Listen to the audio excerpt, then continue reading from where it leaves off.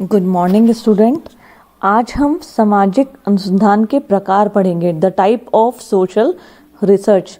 देखिए, अब तक हमने सामाजिक अनुसंधान किसे कहते हैं और इसके विभिन्न उद्देश्यों के बारे में विस्तार से पढ़ा। अब आता है सामाजिक अनुसंधान के प्रकार यानी टाइप ऑफ सोशल रिसर्च। देखिए, जब भी हम अगर सामाजिक अनुसंधान की बात करते हैं तो जहाँ एक और सामाजिक अनुसंधान का उद्देश्य विभिन्न प्रकार की घटनाओं का अध्ययन करना और अध्ययन के माध्यम से हमारे ज्ञान में मतलब हमारी नॉलेज को इंक्रीज करता है, हमारे ज्ञान को बढ़ाता है। साथ ही साथ अनुसंधान किसी समस्या के बारे में उसके समाधान ढूंढने में भी सहायक होता है। तो हम जब सामाजिक अनुसंधान के बारे में बात करते हैं तो सामाजिक अनुसंधान का मतलब किसी समाज की समस्या या समाज के किसी ऐसे विषय के संबंध में जानकारी हासिल करना जो कि हमें प्राप्त नहीं है। अब आता है सामाजिक अनुसंधान के प्रकार यानी टाइप ऑफ सोशल रिसर्च। पहला इसके प्रकार में आता है विशुद्ध अथवा मौलिक अनुसंधान, प्योर और फंडामेंटल रिसर्च। देखिए, सामाजिक अनुसंधान का यह वो प्रकार है जिसमें घटनाओं के बारे में मौलिक सिद्धांतों की रचना करना होता है। इसमें क्या है कि हम कोई भी घटना जैसे समस्या होती है उसके संबंध में मौलिक सिद्धांतों की रचना करते हैं और नए सिद्धांतों की खोज करते हैं, पुराने सिद्धांतों की पुनर्परीक्षा की जाती है।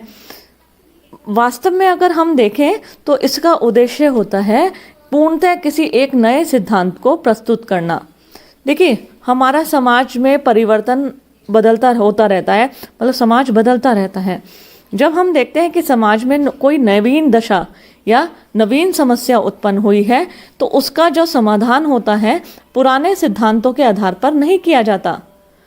उनके लिए हमें क्या होते हैं, नवीन सिद्धांतों के निर्माण की आवश्यकता पड़ती है, जिससे हम उन नवीन सिद्धांतों के आधार पर उन नवीन समस्याओं का समाधान कर सके।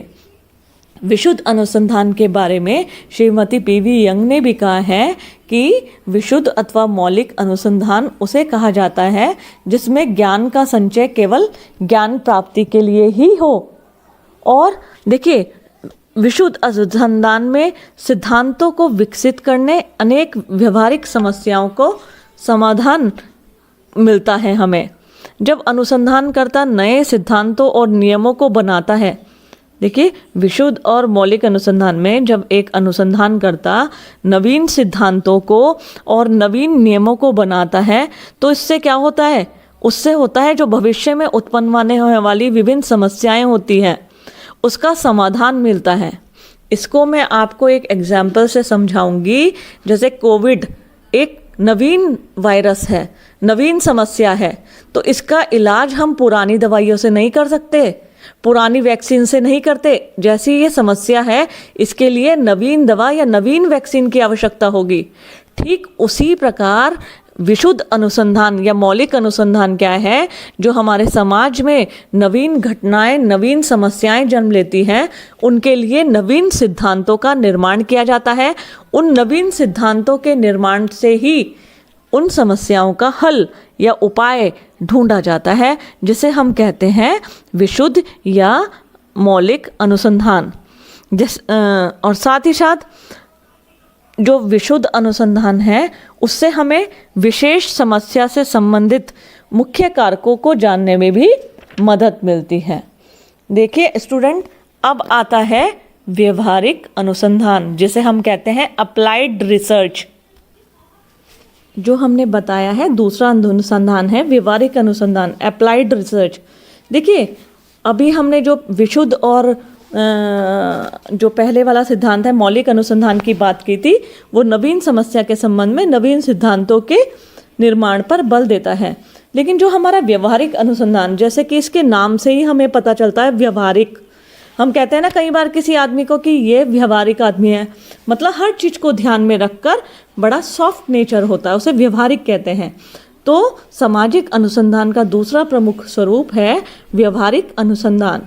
देखिए, कोई भी अनुसंधान अथवा सिद्धांत, क्योंकि ये समाज की बात करता है, तब तक निरर्थक है जब तक वह लोगों की आवश्यकताओं और कल्याण की बात ना करें, उसमें वृद्धि ना करें, तब तक हम उसे नहीं कह सकते, क्योंकि जिस अनुसंधान की बात कर रहे हैं इसका संबंध हमारे समाज से है, समाज के सदस्यों से है।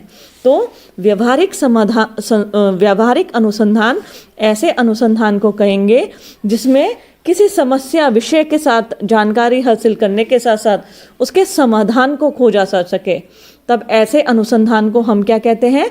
व्यावहारिक अनुसंधान। ऐसे अनुसंधान का उद्देश्य केवल किसी समस्या का समाधान ढूंढना नहीं होता, बल्कि सबकी समस्याओं का समाधान ढूंढने के साथ साथ एक स्वस्थ शिक्षा, मनोरंजन, न्याय, पक्षपात रहित होकर अध्ययन भी करना होता है। इसलिए यह किस श्रेणी में आता है? व्यवहारिक अनुसंधान की श्रेणी में आता है।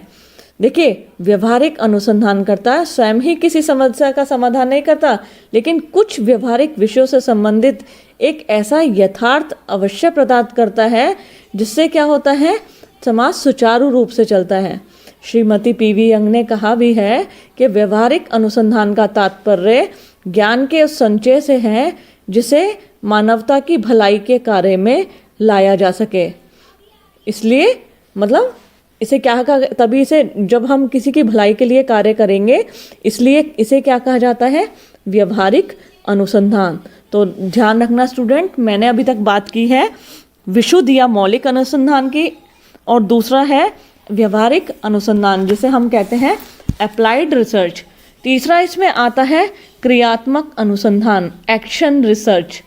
देखिए, एक्शन रिसर्च जब हम बात करते, देखिए क्रियात्मक अनुसंधान जो है, साधारणतः व्यवहारिक अनुसंधान और क्रियात्मक अनुसंधान को सब एक समान समझ लेते हैं, जबकि क्रियात्मक अनुसंधान जो है सामाजिक अनुसंधान का एक नवीन स्वरूप है जिसका विकास आज से लगभग 30 वर्ष पहले अमेरिका में हो गया था।